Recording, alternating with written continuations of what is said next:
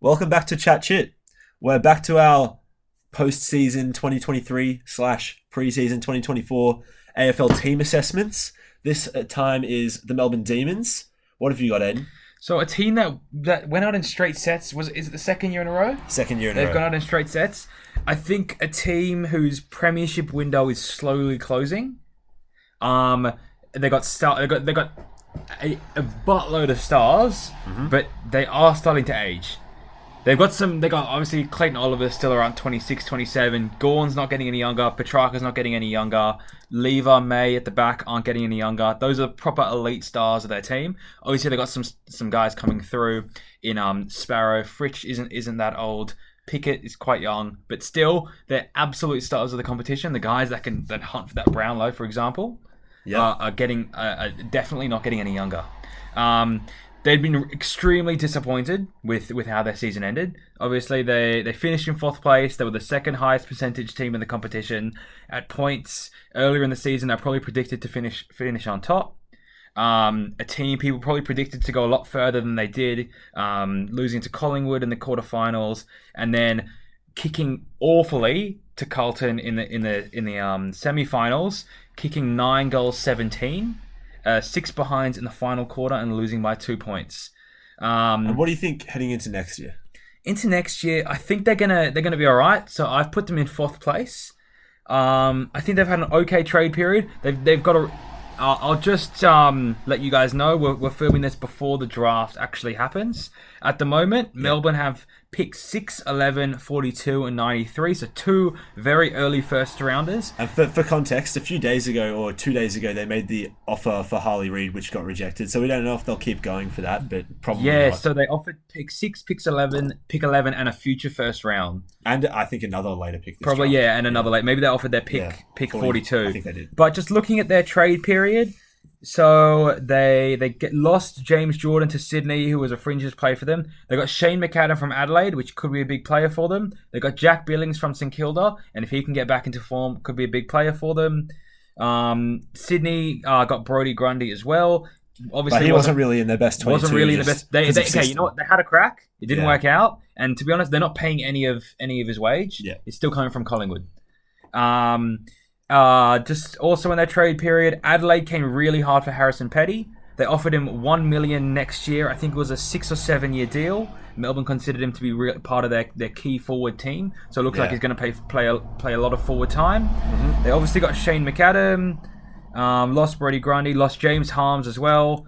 So I'd say they didn't lose any huge players. So there's no reason why they can't go again. I'm interested to know where you had them next season, and also what you thought of that 2023. Yeah, so I think you basically said everything when it comes to last season, which is that they are good again in the home and away season, and for the second year in a row, they'll be very, very disappointed to go out in straight sets because they would believe that they are the strongest team in the league. As Stephen May said in the Best and Fairest, he got up and said that he was pissed off that Collingwood won the premiership because he was like, we just know that we're a better team than them. Yeah, not even paraphrasing. That was almost word for word what he said.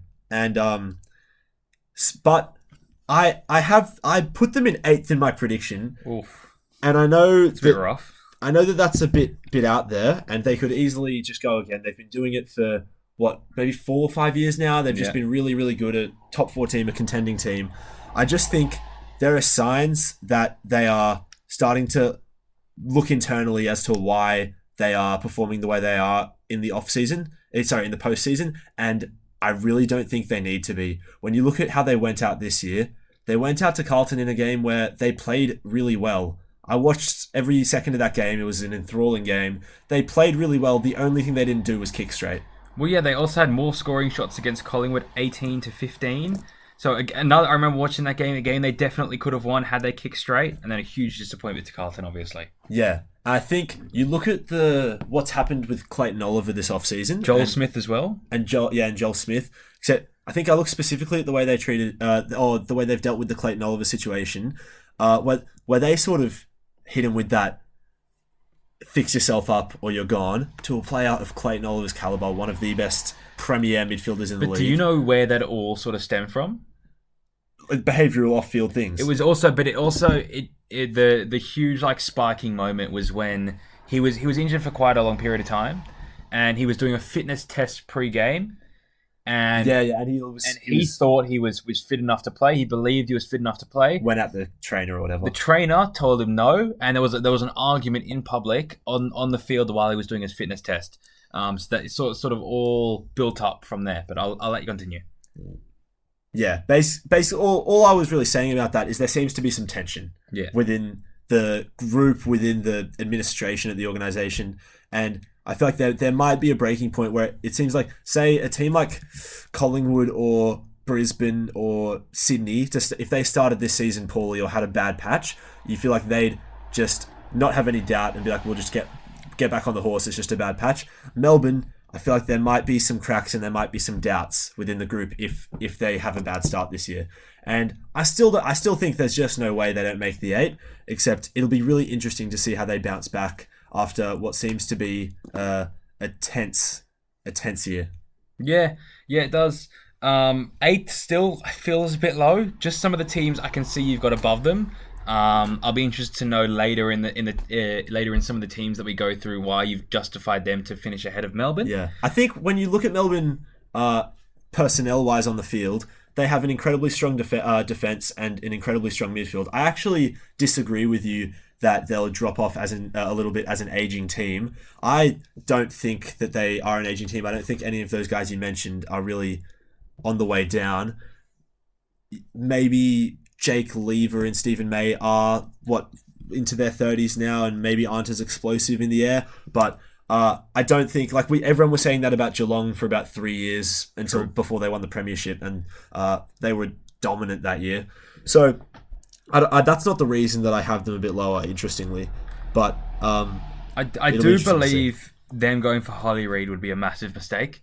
I mean, they're going for a guy that obviously is predicted to be one of the best midfielders to have played the game. Like that's sort of what they're thinking now. Don't believe they need a midfielder to be looking at that midfield, but it'll be interesting to see. Obviously, you guys would have seen by now what they've done. But yeah, it'll be interesting to see what they use their early picks for. Yeah, I feel like they won't get him because that offer they made was sort of the main stocks they have to make a trade offer. Yeah, well, when in about 20 to 25 days time, when you hear our summary of West Coast season, we have a very interesting video. You'll be able to hear what we think of West Coast actually rejecting that offer. Right. Anyways, we'll see you all the next one. If you have any comments, let us know down below. And if you want to see any specific videos, let us know too, and we'll get onto that. See ya.